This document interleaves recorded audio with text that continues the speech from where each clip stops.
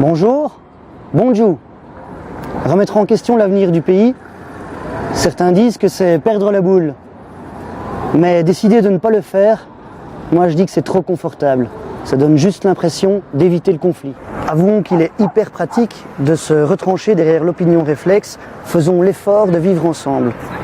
C'est humainement très noble, politiquement correct et donc normalement inattaquable. D'ailleurs, au nord, il y a des néerlandophones qui pensent comme ça.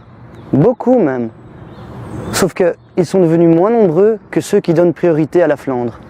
Vous dites, il n'y a que 15% de Flandriens indépendantistes? Ok, mais désormais, plus de 50% d'entre eux votent pour des hommes politiques qui veulent mettre en place le confédéralisme.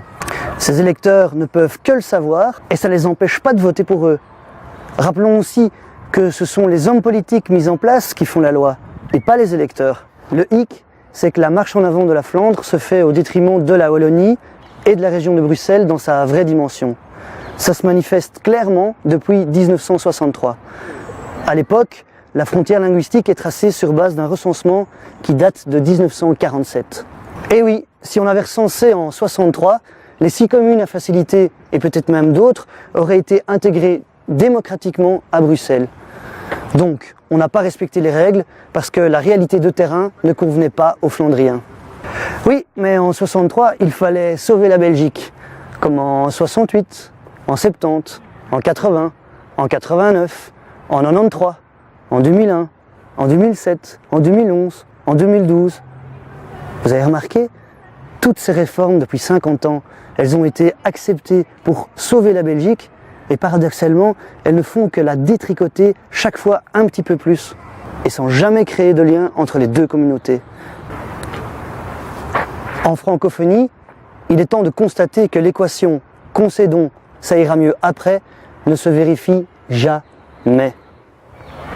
Regardez, la 6e réforme de l'État est en cours et pourtant chaque semaine, on assiste à de nouvelles dérives communautaires. Bon, et demain, que risque-t-il de se passer? Ça, c'est la Belgique. Ça, ce sont les Flandriens. Et ici, nous avons les francophones. Au début, on la tenait un petit peu comme ça, la Belgique, c'était 50-50. Et à chaque réforme de l'État, les francophones reculent et les Flandriens gagnent du terrain.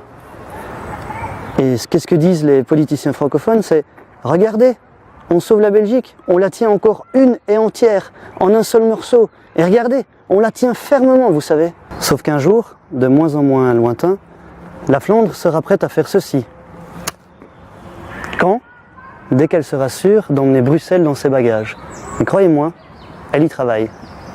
On pourrait se poser la question, est-ce qu'il ne vaudrait pas mieux arrêter les frais, tant qu'on en est là? À tous ceux qui ne comprennent pas ce qu'était BHV, sachez que c'était un lien incassable entre la Wallonie et Bruxelles. Une force pour dire aux Flandriens, si vous voulez l'indépendance, c'est à vous d'en prendre la responsabilité. Et ce lien, Di Rupo & Co ont accepté de le dénouer. Je vous invite à soutenir le principe du recensement autour de Bruxelles en visitant le site web bruxellois-recense-toi.be. Parce que faire ça, ce n'est ni se défendre, ni attaquer, c'est juste agir pour faire respecter un droit. Allez, salut, chouette!